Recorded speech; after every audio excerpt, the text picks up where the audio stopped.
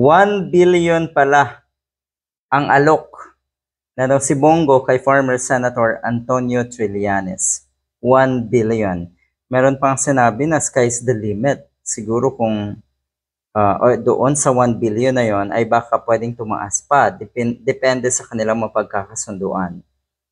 Pero kasi nagkamali ka, Bongo. Hindi mukhang pera etong inalok mo. Hindi mukhang pera etong gusto mong aregluhin para nga iatras na. Kapalit ito ng hindi na pagsasampa ng kaso nga ni former Senator Antonio Trillanes kay Digong at kay Bongo. Malaki to, 1 billion. Magkano nga ba ang SALN, ang nasa SALN na itong si Bongo? 32 million. So doon pa lang, saan ka kukuha ng 1 billion? Ibig sabihin, kung pagtatagpi-tapiin natin ang sitwasyon, nakikita natin napakaliwanag na itong si former Senator Trillanes ay nagsasabi ng totoo. Doon sa kanyang mga pahayag noon na magugulantang tayo pag nalaman kung gaano karangya ang pamumuhay na itong isang ito. Na itong si Bongo na mukhang ngayon ay nagpo-project at ginagaya ang dating Pangulong Digong sa kanyang mga asal, sa kanyang mga ipinapakita sa taong bayan. Yung pagiging simple ko, pagkain sa mga karinderya, pagkain sa kanto, pagkain ng mga street food, at kamakailan nga ay yung pagmomotor.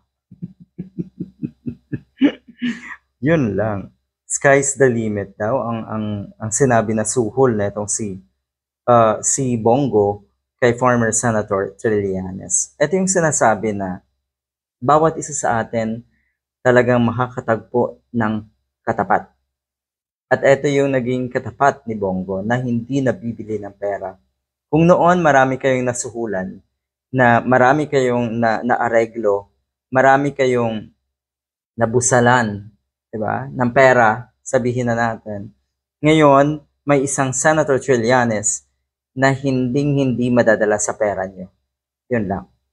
So dito pa lang, nakikita natin ang mga netizens ang sinasabi ganito Guilty daw talaga itong si Bongo sa mga pagnanakaw niya sa kaban ng bayan na pag nagpakasasa siya at ang kanyang pamilya sa pera ng ating bansa. Well done, Senator Trillanes. Salamat sa pagtindig. Ito yung sinasabi natin na sa tinagal-tagal, sa hinaba na ng pakikipaglaban na ito ni former Senator Antonio Trillanes, ngayon pa ba siya susuko? Talagang hindi. Talagang lalong magpupursigi siya at dahil wala ng protektor itong mga Duterte, kasama si Bongo sa ombudsman.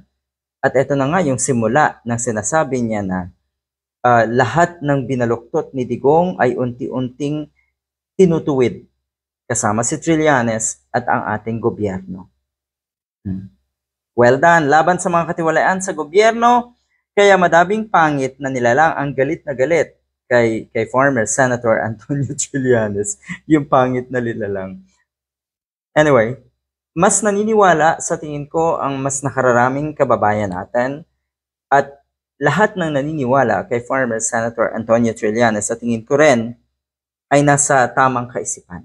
Ang ibig sabihin, yung maniniwala kay Bongo ay yung mga taong binaliktad na nila, binaluktot na ang kanilang kaisipan netong mga Duterte. Yun na lang po. Yun na lang po at sa tingin ko ay paunti yan.